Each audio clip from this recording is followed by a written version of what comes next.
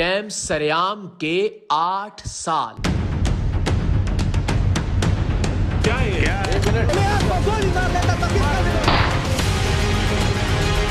सच की इस लड़ाई में हमने क्या कुछ बर्दाश्त किया, देखिए इस हफ्ते के सरेआम में।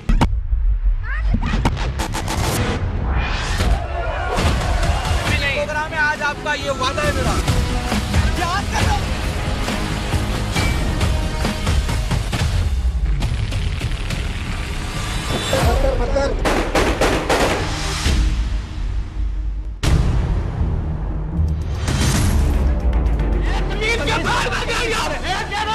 हैदराबाद मेरा शहर है, मैंने यहाँ गोलियां खाई हैं आप लोगों के लिए यार। एफआईआर काटी जाएगी, ये एफआईआर नहीं काटेंगे यार, मेरी एफआईआर काटेंगे।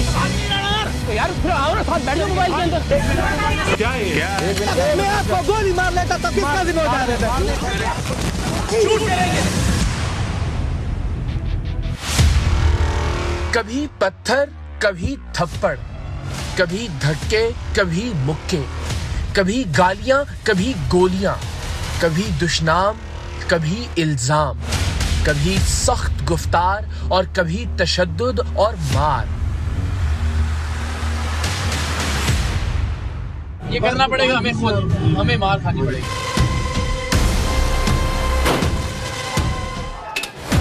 कुछ नहीं, ना ना ना ना ना ना ना।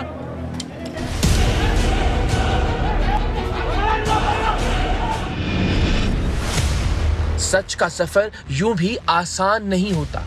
तारीख़ इंसानी गवाह है कि हक और सच के रास्ते में लोग कभी सलीब पर लटकाए गए, कभी पाबजौला फिराए गए, कभी हक बात कहने पर उन्हें दार पर खींचा गया, कभी सच बोलने पर उनकी खाल तक खींच ली गई। सच कहने और सच दिखाने की पादाश में पिछले 8 वर्षों में टीम सरेआम के साथ पेश आने वाले वाक़यात तो इन सब का अशरे अशीर भी नहीं। हमारा सफर अभी जारी है, सच का सफर, लोगों की जिंदगियां बचाने और संवारने का सफर, पाकिस्तान को अजीम और काबिल ताज़ीम बनाने का सफर। और ये सफर अब सांसों की डोर के साथ ही थमेगा। आज के सरेआम में हम आपको पिछले 8 साल की एक झलक दिखाएंगे कि कैसे हम मुकद्दमों, जेलों, हथकड़ियों और हमलों के सामने साबित कदम रहे। वो सब जो हमारे खिलाफ सफ आरा रहे, उनसे आखिर हमारी लड़ाई है क्या? हम आखिर ये जिद्दोजहद कर किस लिए रहे हैं? प्रोग्राम तो एयर कंडीशन स्टूडियोज में आरामदेह कुर्सी पर बैठकर भी किया जा सकता है। सहाफत तो खुद को और अपनी फैमिली को खतरे में डाले बगैर भी मुमकिन है। पाकिस्तान में मौजूद बदनुमा धब्बों को मिटाने के लिए चेहरे पर जख्म सजाने की जरूरत क्या है? इस मुल्क की बहनों और बेटियों को जिंदगी के अजाबों से रिहाई दिलवाने के लिए खुद जेलों में जाने की जरूरत क्या है? इस मुल्क के बच्चों के हाथों में कलम देखने की आरजू में अपने हाथों में हथकड़ियां लगवाने की जरूरत क्या है? तो इन सब बातों का जवाब आपको शायद इस एक बात से मिल जाए कि 8 साल की इन मारों, गालियों, धमकियों और हमलों के नतीजे में कोई एक वाकया भी ऐसा नहीं जिसमें मैंने खुद किसी भी हमलावर के खिलाफ मुकदमा दर्ज करवाया हो। हाँ, उसने जो जुर्म किया या उसके जिस गलत काम को सरेआम की टीम ने बेनकाब किया, कानून अगर खुद उसे उसकी सजा देना चाहे तो फबेहा, लेकिन मैंने आज तक कभी इसे जाती लड़ाई नहीं समझा। खुद पर उठने वाले हर हाथ और माँ बहन की गालियां देती हर जबान को दिल से माफ किया है, इस नियत के साथ कि शायद इसी से मुआशरे में मुस्बत रुझानात के फरोग में मैं अपना किरदार अदा कर सकूं। शायद इसे देखकर ही कोई एक शख्स दरगुजर करना सीख ले। शायद इसी वजह से कोई ये जान ले कि बदले, इंतकाम और कानूनी कार्रवाई का इख्तियार रखने के बावजूद मुआफ कर देना सबसे बड़ी बहादुरी होता है। आज का सरेआम पिछले 8 वर्षों में टीम सरेआम पर होने वाले तशद्दुद के नाम करने का ख्याल हमें लाहौर में पेश आने वाले हालिया वाक़े से आया, जिसमें सरेआम फायरिंग करते कुछ नौजवानों ने मुझ पर हमला किया। हमले के नतीजे में जिस्म के बाकी हिस्सों के साथ साथ चेहरे पर भी जख्म आए। मेरे साथ मौजूद मेरे दोस्त शकील जैदी और शुएब शाहिद भी हमलावरों की नफरत और तशद्दुद का निशाना बने। ये वाकया क्यों हुआ, आज के प्रोग्राम में इसकी तफसील भी देखिएगा और इससे पहले के वाकयात का अहवाल भी, और ये भी कि इन वाकयात के बाद क्या हुआ। मुझे सिर्फ जो शुरू में मैंने आके इनसे रिस्पेक्ट से बात की है ना, वो दिखा दो। तो बात है उसूल बताओ, सुने ना।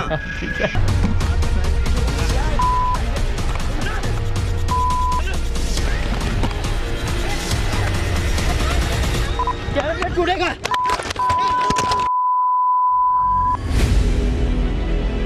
आपको ये जानकर शायद हैरत हो कि टीम सरेआम के अराकीन हर हफ्ते 2-3 रोज मुख्तलिफ अदालतों में जरूर पेश होते हैं। कुछ बरस पहले रेलवे कार्गो के जरिए गैर कानूनी अशिया की नकलो हमल एक स्टिंग ऑपरेशन के जरिए बेनकाब करने पर उस वक्त के वजीर रेलवे ख्वाजा साद रफीक ने टीम सरेआम पर स्मगलिंग का मुकदमा दर्ज करवा दिया था। सिर्फ यही नहीं, उस वक्त के चेयरमैन रेलवे और डायरेक्टर जनरल रेलवे के कार्गो निजाम में मौजूद खामियों को तस्लीम करने की बजाय बेशर्मी और ढिठाई से बाकायदा एक प्रेस कॉन्फ्रेंस करते नजर आए कि हमने स्मगलर गिरफ्तार कर लिए हैं। दरअसल ये हमारे वो नुमाइंदे थे जिन्होंने कराची से रेलवे कार्गो के अफसरान और एहलकारों को रिश्वत देकर बुक की जाने वाली गैर कानूनी अशिया लाहौर रेलवे स्टेशन पर वसूल की थी, और उस वक्त उनके हमराह DSNG भी मौजूद थी, जिस पर खुद उन्होंने ब्रेकिंग न्यूज की शक्ल में रेलवे कार्गो के निजाम में मौजूद भयानक तरीन खामी का भांडा फोड़ा था। कैसे बेवकूफ स्मगलर थे जो खुद लाइव न्यूज पर बता रहे थे कि हमने स्मगलिंग की है। सरेआम की टीम ने जिस तरह कराची से बुकिंग कराई थी, वो तमाम चीजें जो किसी भी तौर पर असला आपने ये देखा, गन्स है, रिपीटर है, बुलेट्स है, चर्स है, शराब है, ये चोरी का मोटरसाइकिल है, मतलब ये तो छुपा हुआ भी नहीं है। ये तमाम चीजें बहुत कामयाबी से पाकिस्तान रेलवे के थ्रू लाहौर पहुंच चुकी हैं, और ये वो ऑफिशियल जो सरकारी गोदाम है, सरकारी जगह है कार्गो की, बिल्कुल स्टेशन के अंदर वहां पर यही रिसीव की गई। और अब रिसीव करने के बाद यहाँ पर कार्गो के जो दर्जनों एहलकार थे उनके सामने ये सरेआम की टीम ने तमाम तर चीजें खोली। बहरहाल टीम सरेआम उस वक्त रेलवे के विफाकी वजीर की जाती अना का निशाना बनी। मुझ समेत हमारे बाकी अराकीन के खिलाफ मुकदमा दर्ज किया गया। हमारे लाहौर के साथी 7 रोज तक जेल में रहे, जिन्हें बाद अज़ां जमानत पर रिहाई मिली, और फिर तकरीबन हर हफ्ते अदालत में पेश होने और घंटों अदालती कार्रवाई के लिए हर पेशी पर खड़ा रहने के बाद 4 साल की तवील मुद्दत में इस केस का फैसला टीम सरेआम के हक में हुआ।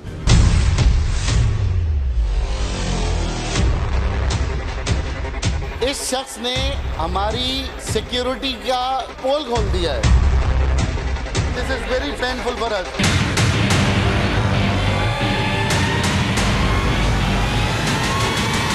साथ ही हजरात तो आ रहे थे, 3 की पासें थी और चौथे की नहीं थी।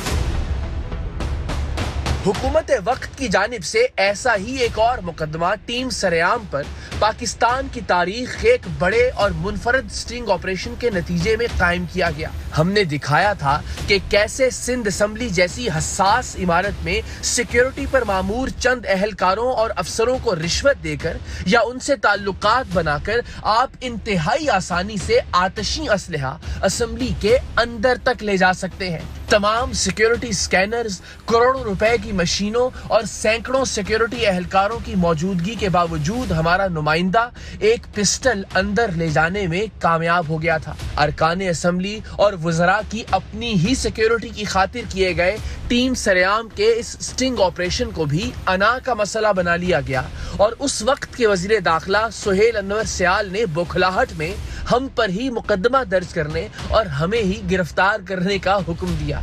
सिंध असेंबली की अपनी सिक्योरिटी के हवाले से भयानक हकायक दिखाने की पादाश में हमने जेल तो काटी ही, पिछले 4 साल से कमोबेश हर हफ्ते मुकदमे की पेशी पर हाजिर भी हो रहे हैं। इजलास शुरू होगा तो ऐसे ही बैठने के लिए आएंगे आप। परसों इजलास है ना, 5 मिनट के लिए बस वो एक होता है ना दिल के अंदर शो। अंदर तो तुम खुद आ जाओगे ना? हाँ, यहाँ तो आ जाऊँगा। कंफर्म? हाँ। खुद ही बैठाऊंगा। Sense about your security. Someone has a weapon here. इस शख्स ने हमारी सिक्योरिटी का पोल खोल दिया है। This is very painful for अस।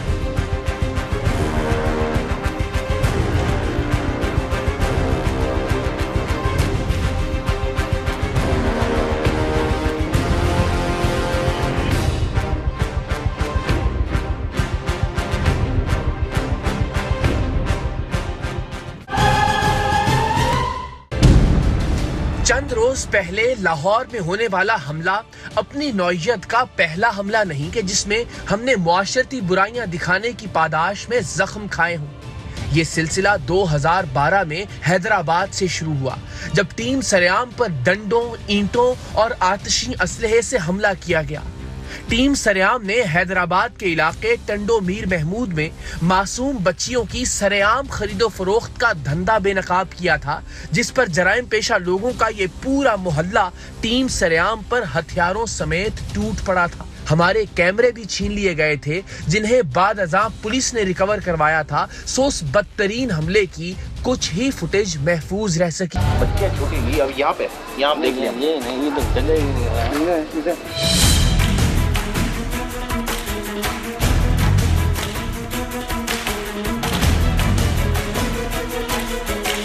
लड़की खूबसूरत होती है, 80,000 70,000 इस तरह की जाती है। उम्र क्या होती है? कम उम्र होगी। कैमरा छोड़ दो ना भाई, कैमरा छोड़ दो ना भाई, कैमरा छोड़ दो ना यार, कैमरा तो दे दो ना। हैदराबाद में टीम सरेआम पर होने वाला ये हमला शदीद नौइयत का था, सो ये ज्यादा शिद्दत के साथ मंजर आम पर आया, वरना इससे पहले गैर कानूनी मज़बा खानों पर प्रोग्राम के दौरान भी टीम सरेआम को डराने के लिए हवाई फायरिंग हो चुकी थी। और यहाँ आपको ब्रेकिंग न्यूज दे कि टंडू मोहम्मद मीर हैदराबाद का ये इलाका जहाँ एआरवाई न्यूज की सरेआम की टीम पर फायरिंग हुई है, और फायरिंग के नतीजे में एआरवाई न्यूज के 2 कारकुन जो हैं वो शदीद जख्मी हुए हैं। सोना नहीं है, आंखें खोल के कामरान।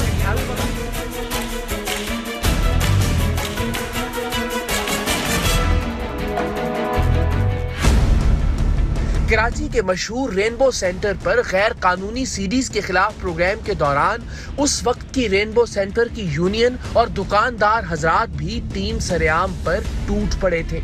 इस वाक़े में भी टीम सरेआम के कैमरे छीन लिए गए थे, जिन्हें बाद अज़ां यूनियन के ओहदेदारान से मुज़ाकरात के बाद वापस हासिल किया गया। रेनबो सेंटर जहां की कुछ दुकानों से पूरे पाकिस्तान को फुहश और गंदी फिल्मों की फराहमी हो रही है, लेकिन सरेआम की टीम आज यहां जाएगी। खतरा और खदशा मौजूद है कि सरेआम की टीम पर हमला होगा। आराम से ना, आराम से।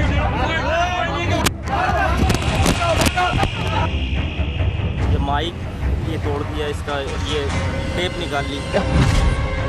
अब हमारे पास एक टेप है जिसके जरिए आधा सच आप तक हम पहुंचाते हैं। लाहौर में जैसे हवाई फायरिंग करते बुलवाइयों के एक पूरे गिरोह ने हम पर धावा बोल दिया था, बिल्कुल ऐसे ही लाहौर के इलाके अल-फलाह में कुछ अर्सा पहले ही टीम सरेआम और FIA की टीम पर पूरे इलाके ने हमला कर दिया था, जब हम गैर कानूनी टेलीफोन एक्सचेंज का काम करने वाले गिरोह के सरगना को गिरफ्तार करने के लिए वहां पहुंचे थे। गिरोह के सरगना ने FIA और सरेआम की टीम की मौजूदगी को भांपते हुए अपने उस इलाके की जानिब दौड़ लगा दी थी, जहां उसे उम्मीद थी कि उसके गिरोह के बाकी अफराद उसे गिरफ्तारी से बचा लेंगे। टीम सरेआम और FIA के अहलकार भी इसके ताक़ुब में उस इलाके तक जा पहुंचे, और जैसे ही FIA ने उसे गिरफ्तार करने की कोशिश की, इसके हवारियों का पूरा टोला इसे छुड़ाने पहुंच गया।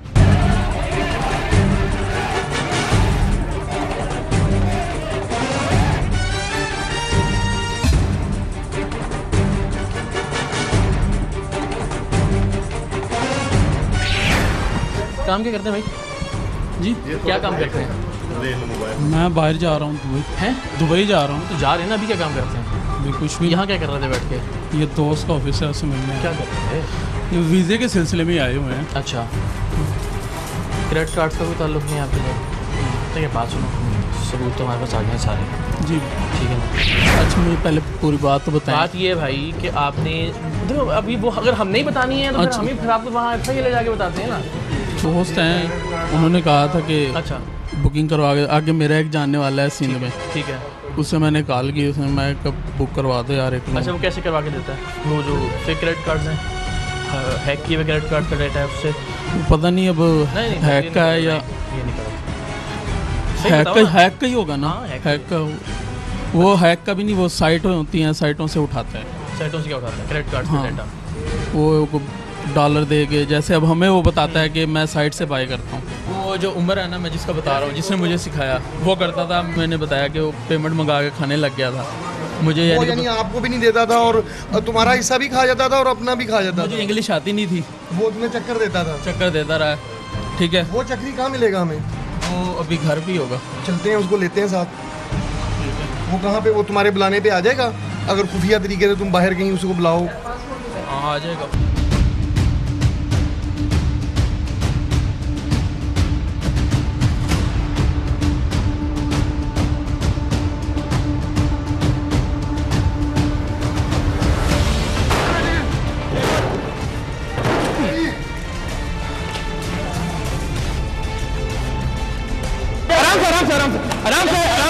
आराम से भागा क्यों? कुछ नहीं किया तो भागा क्यों? बस छोड़ दो आ रही टीम, बेटा छोड़ दो तसल्ली, बस छोड़ दो, नहीं करो प्लीज, बस नहीं मारो ना।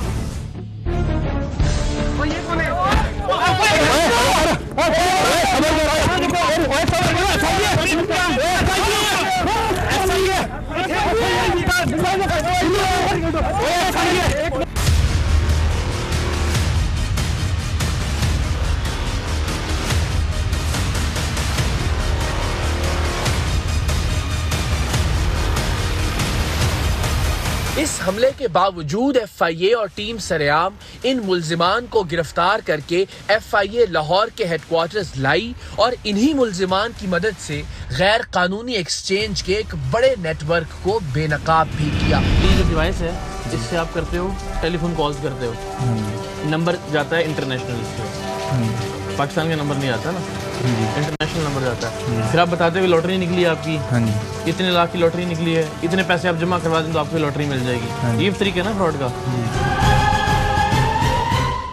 टीम सरेआम और कानून नाफिज करने वाले इदारों को सबसे ज्यादा मुजाहमत का सामना कराची के इलाके FC एरिया में करना पड़ा था, जहां अंतड़ियों और आलाइशों को पिघलाकर कुकिंग ऑयल और बनस्पति घी बनाने वाले माफिया ने छतों से जदीद हथियारों से फायरिंग और गलियों से हम पर पथराव शुरू कर दिया था। इस माफिया ने गैर कानूनी फैक्ट्रियां गिराने के लिए ले जाए जाने वाले बिल्डोजरों तक को तबाह करने के साथ साथ असिस्टेंट कमिश्नर की गाड़ी उल्टा कर उसे आग लगा दी।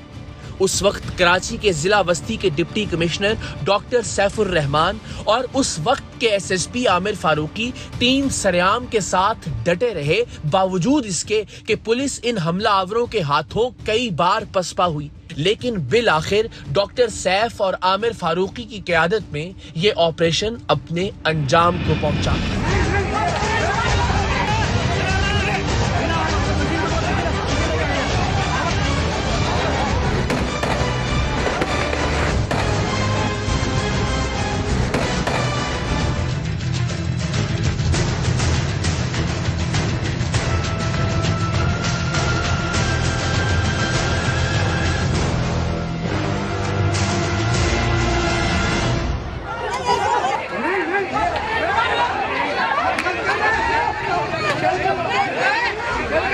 आप ये बोल रहे हो पंजे से तेल नहीं निकलता है, पंजे से तेल नहीं निकलता है, नहीं निकलता, अंतरियों से क्या निकलता है? आप करवा रहे हो, आप कर रहे हो कार्रवाई, आप कर रहे हो, ये आप कर रहे हो कार्रवाई, नहीं आप कर रहे हो, ये आप कर रहे हो। सही हो रहा काम नहीं, यहाँ सही हो रहा है, यहाँ जहाँ नहीं हो रहा वहाँ क्यों नहीं जा रहे? सही हो रहा है क्यों जा रहे हैं? बहन कराची में सही हो रहा है, पूरी दुनिया में सही हो रहा है। इसका मतलब यहाँ पे गलत, यहाँ गलत होगा। हाँ हाँ, मैं अल्हम्दुलिल्लाह सही कर रहा हूँ। आप पथराव कर रहे हो बेटा हम पे।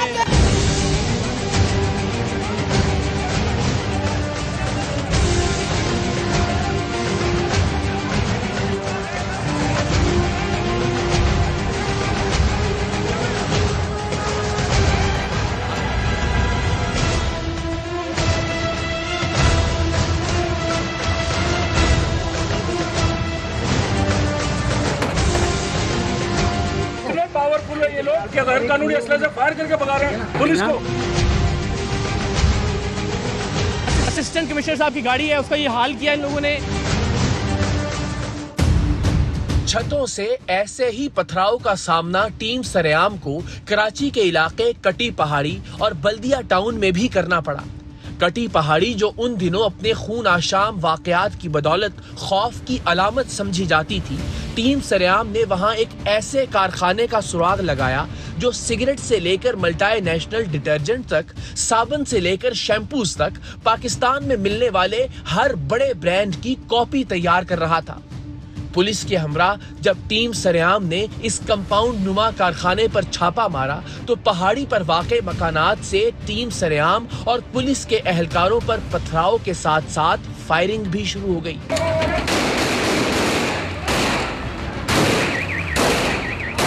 पुलिस के जवानों ने फौरन पोजीशन संभालकर जवाबी फायरिंग की और हमने दीवारों की ओट में होकर जानें बचाई, लेकिन हमने तब तक इस कारखाने का पीछा नहीं छोड़ा जब तक इसे हमेशा के लिए बंद नहीं करवा दिया।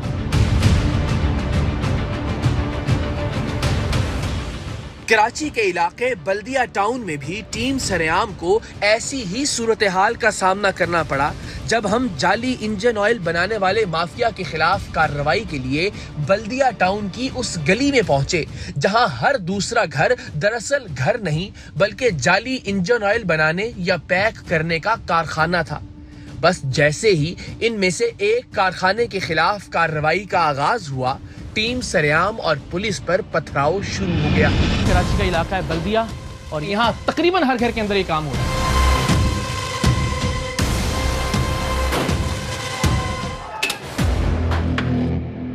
कुछ नहीं, ना ना ना ना ना ना ना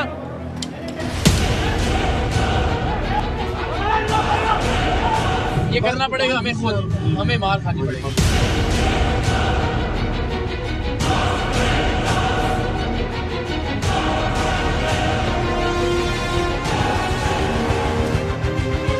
आप लोग यहीं के रहने वाले हैं? आपको पता है 2 नंबर काम हो रहा है सारा। पानी पे जितने प्रोग्राम मैंने किए शायद ही किसी ने किया, पता नहीं आपने देखा ही नहीं है। मैंने धाबे जी से जो पाइपलाइन यहाँ आती है वडेरों के साथ टक्कर लेके दिखाया कि पानी आपका सारा चोरी हो रहा है वहाँ से ट्यूबवेलों में। मैं दिखाया ना, मैं तो अपना काम, आप जब तक अपने इलाकों में अपने दिलों में ईमानदारी पैदा नहीं करेंगे अल्लाह ताला रहम नहीं कर सकता हमारी कौम के ऊपर। हर घर के अंदर ये 2 नंबरी और जालसाजी हो रही हो और आप तवक्को करेंगे आपको पानी भी मिलेगा, अल्लाह ताला की रहमत भी होगी और सब खुश नहीं होगी। ऐसे हम सब ठीक होंगे तो चीजें ठीक होंगी। तो साहब हम किसी की जान थोड़ी को ले रहे हैं। अच्छा तो 2 नंबर काम ये हम किसी की जान, अरे नकली फायदे में सोच रहे ना, तो ये फायदा है, किसी की जान थोड़ी, ये इंजन का फायदा है। जाली इंजन ऑयल बनाने वाले माफिया के खिलाफ टीम सरेआम ने कुछ साल पहले हैदराबाद में भी एक कार्रवाई की थी। हैदराबाद में इस माफिया का सरगना इतना ताकतवर और असर रसूख वाला था कि उसने ताकत के नशे में चूर होकर कैमरे के सामने मुझे धमकी दी थी कि ये तुम्हारा आखिरी प्रोग्राम होगा। इतने केस आप लोगों पे ठोक दूंगा।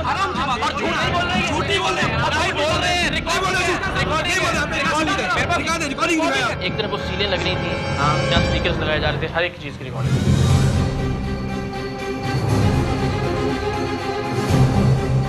आखिरी प्रोग्राम होगा आपका, अब दोबारा प्रोग्राम में नहीं आओगे, ये मेरा वादा है। प्रोग्राम है आज आपका, ये वादा है मेरा। सच की ताकत ये है कि आज ये शख्स शायद कहीं और छुप छुपाकर यही जाली और गंदे इंजन ऑयल का धंधा कर रहा हो, लेकिन प्रोग्राम सरेआम बरसरे आम जारी है।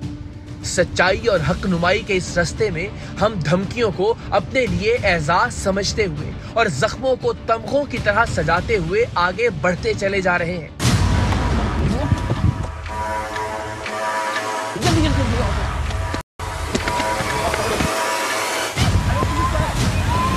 ठट्ठा में गज्जू कस्बे के करीब मनशियात फरोशों ने भी हमें ऐसे ही जख्म दिए थे जैसे हमें लाहौर में नसीब हुए। गज्जू में मनशियात फरोशों से मनशियात खरीदने की डील करके उन्हें बेनकाब करने पर पूरे का पूरा गोठ टीम सरेआम पर हमला आवर हो गया था। मनशियात फरोश ने पहले गिरफ्तारी से बचने के लिए करीब के गंदे नाले में छलांग लगाई और फिर चिल्ला चिल्लाकर पूरे गांव को इकट्ठा कर लिया। और ये तमाम जो आप पानी देख रहे हैं, ये पानी नहीं, दरअसल कच्ची शराब है। लेकिन गली गली हर जगह इर्द गिर्द के देहात में कच्ची शराब का एक कारोबार जारी है। शराब है, लड़ाई का भी आगाज है और जाहिर है ये बड़ी लंबी जंग है।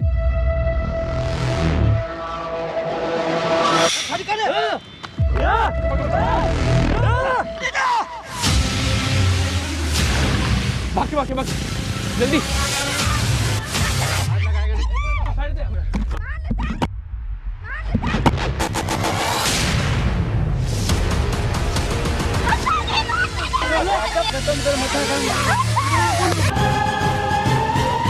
कराची में जिन दिनों खौफ और दहशत का राज था, उन दिनों हमने सरकारी कुतब और सरकार की जानिब से मुफ्त तकसीम किए जाने वाले एनर्जी सेवर्स की बाजार में खुलेआम फरोख्त पर एक प्रोग्राम किया था।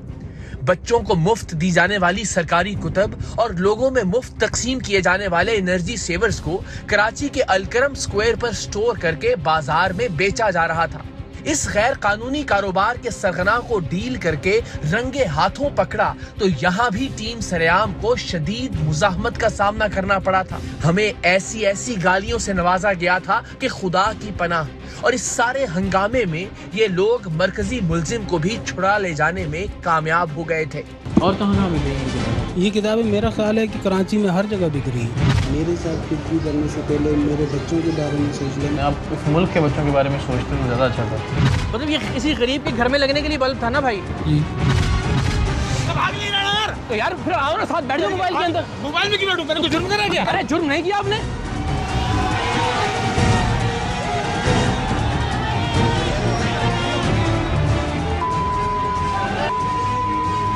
शर्म की बात है, बड़ी शर्म की बात है, बहुत शर्म की बात। यही काम कर रहा हूँ, खड़ा हूँ आप लोगों के बीच में, गालियाँ खा के खड़ा हूँ ना। मेरे दोस्त गालियाँ खा के खड़ा हूँ। मैंने कोई गलत काम किया था? मैंने कोई जुर्म किया जो गालियाँ खा रहा हूँ? आप लोगों में से किसी ने आवाज उठाई उसके खिलाफ? सबसे जन्नाटेदार मार मुझे उस प्रोग्राम में पड़ी थी जिसमें मैंने भेस बदलकर वॉल चॉकिंग के खिलाफ शऊर उजागर करने की कोशिश की थी। मैंने एक पेंटर का रूप धारा और उन दुकानों और दफ्तरों का रुख किया जिन्होंने वॉल चॉकिंग कर करके शहर का हुलिया बिगाड़ रखा था। हमने एक ऐसा रंग लिया जिसे बाआसानी साफ किया जा सकता था और ये रंग इन दुकानों और दफ्तरों के सामने जाकर करना शुरू कर दिया। मकसद इन लोगों को यह सबक सिखाना था कि अगर कोई आपके घर या आपके कारोबार की जगह पर पेंट करे तो आपको कितना गुस्सा आता है। आप इस शहर को अपना घर क्यों नहीं समझते? अगर इसे भी अपना माने तो कभी इसकी दीवारें गंदी ना करें। हमने जैसे ही शहर भर में वॉल चॉकिंग करने वाले इदारों के दफ्तरों और दुकानों पर रंग करना शुरू किया, उन लोगों ने हमें इस कदर जोर से पीटा कि कान में उन थप्पड़ों की धमक आज भी महसूस होती है। क्या हो गया? तुमसे पूछ रहा हूं ना, क्या हो गया? क्यों मिटा रहे हो ये? यार मिटा रहे हैं, सारे शहर को साफ कर रहे हैं। हमारा घर है, दुकान है यार। किसके पैसे देते हैं भाई? किसके पैसे देते हैं? किसके पैसे देते हैं? टैक्स देते हैं हम इसका। फ्री में नहीं लिखवा रहे हैं। चलो नहीं कर यार, नहीं करना यार। यहाँ से आके जैसे तेरे बाप की भाई पैसे दिए तू गवर्नमेंट का गवर्नमेंट कर रहा है साहब के, इसलिए कि गंद है यार, इसलिए कि गंद है भाई। दीवारों पे जाके मिटा। चल क्या बुरा लग रहा है क्या यार? साफ हो रहा है यार, अच्छा लग रहा है यार, अच्छा लग रहा है। साफ तो कर रहे हैं यार, साफ तो। अबे ना यार, इतना करो यार, ये तो ना करो यार। क्यों कर रहा है साहब? यार साफ कर रहा हूँ। क्यों नहीं कर रहा है? कर रहे हैं यार, ये तो ना कर यार। किसने बोला तुझे? मारो तो नहीं यार। ये क्या किया सारा यार? कल सफर 1000 रुपए खर्च किया हमने और तुम यार तुम्हारी वॉल चॉकिंग कर रहे हैं भैया। थोड़ा सा लिखने दो भाई। करता रहा जानी। करता रहा। ये आपका है क्या? बुलाना जरा, पुलिस को फोन करो। अरे भाई पुलिस को फोन करो, पुलिस को फोन बुला लो पुलिस को बुला लो यार। वॉल चॉकिंग थोड़ी सी कर रहे हैं तो भाई क्या, इसको तो छोड़ो भाई। अबे नहीं करो भाई, आपके ऊपर गिरेंगे यार, ना करो, नहीं करो यार। अबे कर रहे थे यार, थोड़ा सा क्या हो गया यार? खुद देखो अपने जूते गंदे कर लिए आपने। कहाँ से आया तू? क्यों कर रहा है? अबे थोड़ा सा करने दे।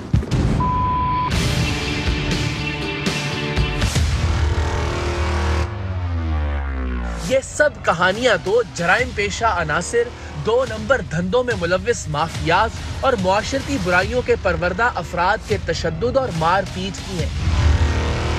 हमारे साथ प्रोग्राम सरेआम के 8 बरसों में पुलिस एहलकारों और अफसरों ने जो रवैया रवा रखा, उसके लिए एक अलग प्रोग्राम दरकार है। मंडी बहाउद्दीन में एक मर्द का कई सालों तक लेडी कांस्टेबल के तौर पर पुलिस में भर्ती रहने का वाकया हो, या फिर कराची के थाना इकबाल टाउन में रिश्वत के बदले मुल्जिमान की रिहाई का केस। SHO साहिबान ने अपनी बदउनवानी पकड़े जाने पर हमेशा रऊनत और मुतशद्दद रवैये का मुजाहिरा किया है। गाजियाबाद से जिस मसाले वाले को पकड़ के लेके आए हैं, आप यहाँ पर 1 लाख रुपए से छोड़ के, और भाई आप अपनी हरकतें ठीक करें। आपको पता है आप क्या कर रहे हैं? इनको लाइन की फुटेज दिखाएं जरा, इनकी वीडियो दिखाएं जरा, लाइए इधर आओ। 1,06,000 रुपए किस चीज के लिए, बताओ अपने अफसर को। किसने लिया? 1,06,000 रुपए किस चीज के लिए? किसने लिया? शाहिद साहब आए जरा, शाहिद साहब दिखाएं जरा। 1,06,000 रुपए किस चीज के लिए हैं? और SHO साहब आपसे यहाँ बैठ के डील हुई है, आप इसको कैमरे को हाथ मार रहे हैं? आपको थोड़ी शर्म आनी चाहिए, आपको नदामत होनी चाहिए। बकवास का इस्तेमाल नहीं करें यार, नहीं करो, ओए ये नहीं करो,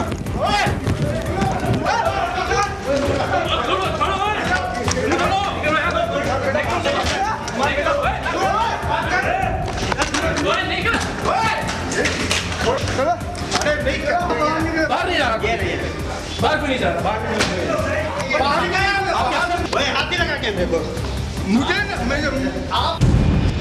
कराची ही के थाना नबी बख्श में गैर कानूनी असलहे की फरोख्त में मुलव्विस पुलिस एहलकार को रिहा करने पर सवाल पूछा तो भी वहां के SHO ने मुक्के लहराए और हैदराबाद के थाना हटरी के SHO से रिश्वतखोरी के सबूत दिखाकर सवाल किया तो भी SHO ने मुक्के बरसाए। हमारी डेली की 1000 मैनपुरी जाएंगी। मनशियात, मैनपुरी और गुटखा स्मगल करने में पुलिस अफसरान मुलव्विस। 1 टन एक दफा जाएगा, ठीक है। साईं के पास 50,000 फोन अरे यार साईं, आप ही गिनने, आपने मुझे सारी घबराहट अफराहट सब कर दी। SHO के कमरे में जा रहा है डायरेक्ट। बैठे तो क्या जिम्मेदारी है आपकी? ये मैनपुरी गुटखा जाने ले जाने का भत्ता लेने की जिम्मेदारी है। ना बेटा जरा घुमाओ। SHO साहब जरा देखें, ये ब्रेक कर रहा है। आपका बंदा सामने पैसे ले रहा है, बजाय इसके कि आप ये कहें कि बिल्कुल गलत किया, मुझसे गलती हुई, आप उसको ब्लैकमेलर बोल रहे हो। सबूतों के साथ बेनकाब करने पर टीम सरेआम पर एक बार फिर तशद्दुद।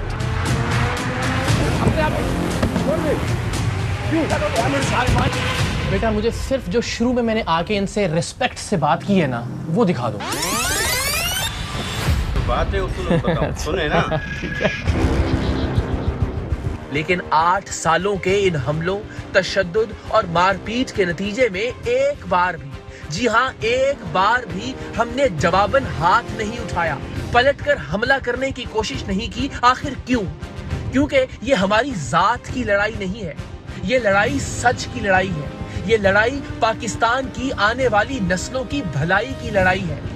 लाहौर में चंद रोज पहले होने वाले हमले में साबित करना तो दूर की बात, हमलावर ये कह भी दे कि मैंने अपने बचाव के लिए भी हाथ उठाया था तो आइंदा कभी टीवी पर नजर नहीं आऊंगा। ये हाथ अब इसलिए नहीं उठता कि मामला अब मेरी अना का नहीं, मैं पाकिस्तान के बच्चों के आने वाले कल की जिद्दोजहद कर रहा हूँ। एक ऐसा कल कि जिसमें बर्दाश्त और तहम्मुल हो, एक ऐसा कल कि जिसमें मोहब्बत और खुलूस हो, एक ऐसा कल जिसमें अमन और एक दूसरे का एहसास हो।